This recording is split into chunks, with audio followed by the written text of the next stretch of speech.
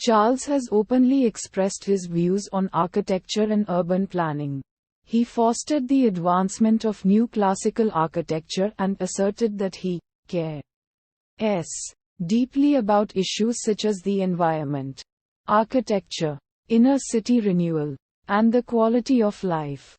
In a speech given for the 150th anniversary of the Royal Institute of British Architects on 30 May 1984, he described a proposed extension to the National Gallery in London as a monstrous carbuncle on the face of a much-loved friend, and deplored the glass stumps and concrete towers of modern architecture. He asserted that it is possible and important, in human terms, to respect old buildings, street plans, and traditional scales and, at the same time, not to feel guilty about a preference for facades, ornaments, and soft materials.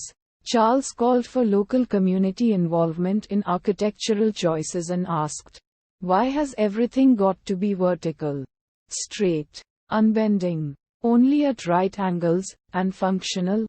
Charles also has a deep understanding of Islamic art and architecture, and has been involved in the construction of a building and garden at the Oxford Centre for Islamic Studies, which combine Islamic and Oxford architectural styles. In Charles' 1989 book A Vision of Britain, and in speeches and essays, he has been critical of modern architecture, arguing that traditional designs and methods should guide contemporary ones. He has continued to campaign for traditional urbanism, human scale, restoration of historic buildings, and sustainable design despite criticism in the press. Two of his charities, the Prince's Regeneration Trust and the Prince's Foundation for Building Community, which were later merged into one charity, promote his views. The village of Poundbury was built on land owned by the Duchy of Cornwall to a master plan by Leon Creer, under the guidance of Charles and in line with his philosophy.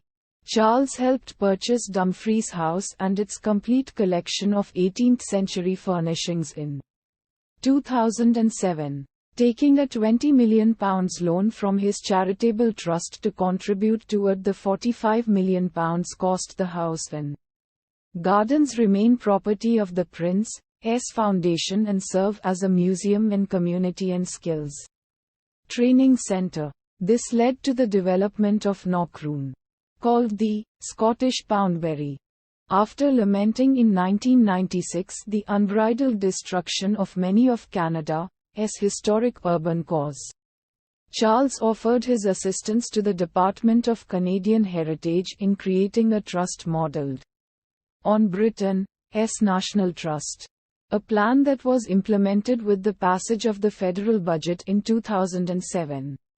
In 1999, Charles agreed to the use of his title for the Prince of Wales Prize for Municipal Heritage Leadership, awarded by the National Trust for Canada to municipal governments that have committed to the conservation of historic places.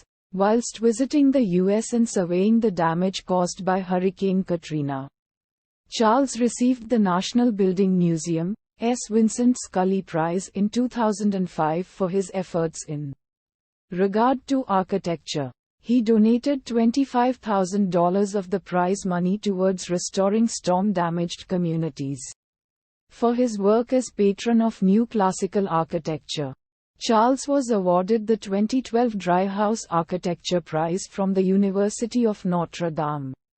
The Worshipful Company of Carpenters installed Charles as an honorary liveryman, in recognition of his interest in London's architecture.